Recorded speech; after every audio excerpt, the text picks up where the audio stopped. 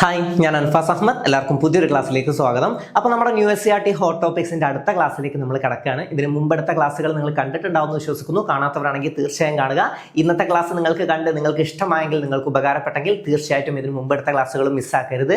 തീർച്ചയായും നിങ്ങൾക്ക് ഉപകരിക്കും. അപ്പോൾ അധികമൊന്നും പറയാതെ നമുക്ക് നേരെ നമ്മുടെ ക്ലാസ്സിലേക്ക് കിടക്കാം. ക്ലാസ് നിങ്ങൾക്ക് ഇഷ്ടമായെങ്കിൽ, നിങ്ങൾക്ക് ഉപകാരപ്പെട്ടെങ്കിൽ എന്താണെങ്കിലും നിങ്ങളുടെ അഭിപ്രായങ്ങൾ എന്നെ അറിയിക്കാൻ മറക്കരുത്. അപ്പോൾ നമുക്ക് ക്ലാസ്സിലേക്ക് കിടക്കാം.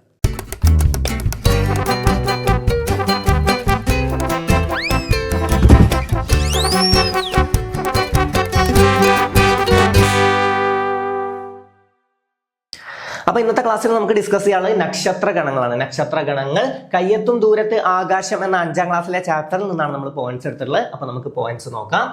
ഗ്രീക്ക് കഥയിലെ ചങ്ങലയിൽ ബന്ധിപ്പിച്ചിരിക്കുന്ന പെൺകുട്ടിയുടെ രൂപം സങ്കല്പിച്ചിരിക്കുന്ന നക്ഷത്രക്കൂട്ടമാണ് ആൻഡ്രോമിഡ. Okay, Andromeda. അപ്പൊ ഇത് പഠിച്ചു വെക്കണം. ഏതാണ് ആൻഡ്രോമിഡ? ചങ്ങലയിൽ ബന്ധിപ്പിച്ചിരിക്കുന്ന പെൺകുട്ടിയുടെ ചിത്രം സങ്കല്പിക്കുന്ന, പെൺകുട്ടിയുടെ രൂപം സങ്കല്പിച്ചിരിക്കുന്ന നക്ഷത്രക്കൂട്ടമാണ് ആൻഡ്രോമിഡ. ആൻഡ്രോമിഡ ഏതാണ്? ആൻഡ്രോമിഡ. ആൻഡ്രോമിഡ ഗ്രീക്ക് കഥയിലെ ചങ്ങലയിൽ ബന്ധിപ്പിച്ചിരിക്കുന്നത് ചോദ്യം വരും കേട്ടോ. ചങ്ങലയിൽ ബന്ധിപ്പിച്ചിരിക്കുന്ന പെൺകുട്ടിയുടെ രൂപം സങ്കല്പിച്ചിരിക്കുന്ന നക്ഷത്രക്കൂട്ടം ഏതാണ്? ആൻഡ്രോമിഡ. ഏതാണ്? ആൻഡ്രോമിഡയാണ്. ഏതാണ്? ആൻഡ്രോമിഡ. എന്താണ് രൂപം?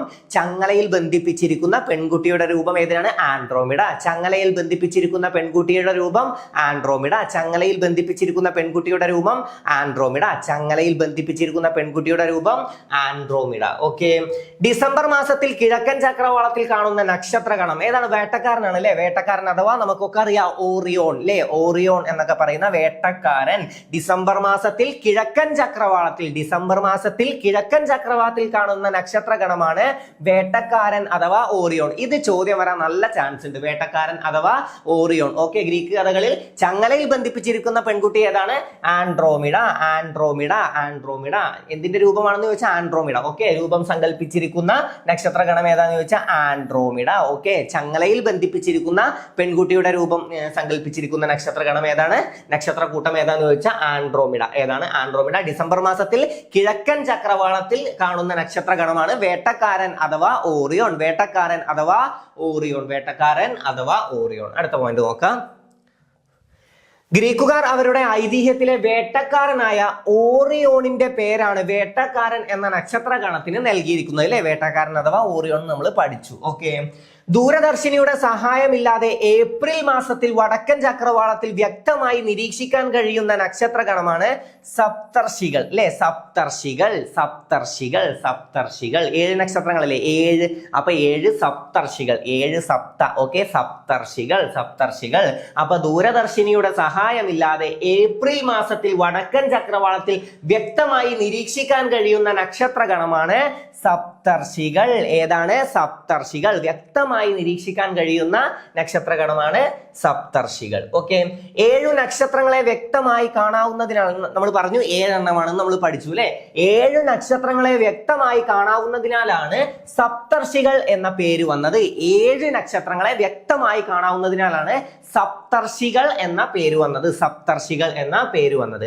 വലിയ തവിയുടെ രൂപം സങ്കല്പിച്ച് യൂറോപ്യൻ രാജ്യങ്ങളിൽ സപ്തർഷികൾ അറിയപ്പെടുന്നത് ബിഗ് ഡിപ്പർ എന്നാണ്. Okay. Big dipper. Big dipper എന്നാണ് യൂറോപ്യൻ രാജ്യങ്ങളിൽ അറിയപ്പെടുന്നത്. എന്താണ്? ബിഗ് ഡിപ്പർ എന്നാണ്. Big dipper. വലിയ തവിയുടെ രൂപം സങ്കല്പിച്ച് യൂറോപ്യൻ രാജ്യങ്ങളിൽ സപ്തർഷികൾ എന്ത് പേരിലാണ് അറിയപ്പെടുന്നത്? ബിഗ് ഡിപ്പർ എന്നാണ്. ബിഗ് ഡിപ്പർ എന്നാണ് അറിയപ്പെടുന്നത്. അതും ജസ്റ്റ് ഒന്ന് മനസ്സിലാക്കി വെക്കുക. അടുത്തത് അർസ മേജർ എന്ന നക്ഷത്രഗണത്തിന്റെ ഭാഗമായി കാണപ്പെടുന്ന നക്ഷത്രഗണമാണ് സപ്തർഷികൾ. ഏതിന്റെയാണ്? അർസ മേജർ എന്ന നക്ഷത്രഗണത്തിന്റെ ഭാഗമായി കാണപ്പെടുന്ന നക്ഷത്രഗണമാണ് സപ്തർഷികൾ. അർസ മേജർ എന്ന നക്ഷത്രഗണത്തിന്റെ ഭാഗമായി കാണപ്പെടുന്നതാണ് സപ്തർഷികൾ. അർസ മേജറിന്റെ ഭാഗമാണ് സപ്തർഷികൾ. അർസ മേജറിന്റെ ഭാഗമാണ് സപ്തർഷികൾ. അർസ മേജറിന്റെ ഭാഗമാണ് സപ്തർഷികൾ. സപ്തർഷികൾ. ഓക്കെ. അതിനെ യൂറോപ്യൻ രാജ്യങ്ങളിൽ എന്താണ് വിളിക്കുന്നത്? Big dipper. ബിഗ് ഡിപ്പർ പഠിച്ചു വെക്കുക. Big dipper. ഓക്കെ. പണ്ട് നക്ഷത്രങ്ങളെ നിരീക്ഷിച്ചവർ അടുത്തടുത്തുള്ള നക്ഷത്രങ്ങളെ കൂട്ടിച്ചേർത്ത് രൂപങ്ങൾ സങ്കല്പിച്ചതും അതത് പ്രദേശങ്ങളിലെ ഐതിഹ്യങ്ങളിലെ കഥാപാത്രങ്ങളുടെ പേരുകൾ നൽകിയതും നക്ഷത്രങ്ങളെ വേഗത്തിൽ തിരിച്ചറിയാൻ വേണ്ടിയായിരുന്നു അല്ലെ? ഓക്കെ.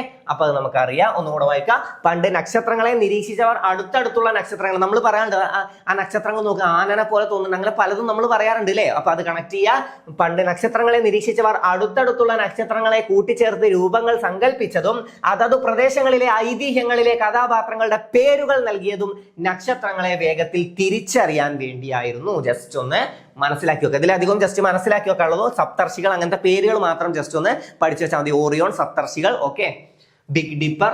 പ്രാചീന കാലത്ത് നക്ഷത്ര നിരീക്ഷണം നടത്താനുള്ള കാരണങ്ങൾ എന്താണ്? ഒന്ന് ദിക്കറിയാനാണ് അല്ലെ, നക്ഷത്രം വെച്ച് ദിക്കറിയാൻ, പിന്നെ കാലാവസ്ഥാ പ്രവചനത്തിന്, സഞ്ചാരത്തിന്, ആഘോഷങ്ങൾക്ക്, കാർഷിക പ്രവർത്തനങ്ങൾക്ക്, ഓക്കെ. കാർഷിക പ്രവർത്തനങ്ങൾക്കൊക്കെ എന്താണ് നക്ഷത്രങ്ങളെ വെച്ചിട്ടാണ് നമ്മൾ നിരീക്ഷിക്കാറുള്ളത്. നിരീക്ഷണം എന്തിനാണ്? അതായത് നക്ഷത്ര നിരീക്ഷണം നടത്താനുള്ള കാരണങ്ങൾ എന്തൊക്കെയാന്ന് വെച്ചാൽ ഒന്ന് ദിക്ക് അറിയാനാണ് അല്ലെ, ഒന്ന് ദിക്ക് തിരിച്ചറിയാനാണ്, പിന്നെ ഒന്ന് കാലാവസ്ഥാ പ്രവചനത്തിന്, സഞ്ചാരത്തിന്, സഞ്ചാരവും ദിക്ക് തിരിച്ചറിഞ്ഞ സഞ്ചാരം അത് വെച്ച് കണക്ട് ചെയ്താൽ മതി. സഞ്ചാരത്തിന്, ആഘോഷങ്ങൾക്ക്, കാർഷിക പ്രവർത്തനങ്ങൾക്ക്, ഓക്കെ. ഇത്രയൊക്കെയാണ് അതിന്റെ കാരണങ്ങൾ.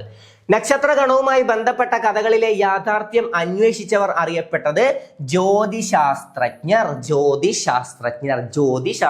ഇന്ത്യയിലെ പ്രധാനപ്പെട്ട ഒരാളുണ്ടല്ലോ, ആര്യഭടൻ അല്ലേ, ആര്യഭടൻ, ഓക്കെ.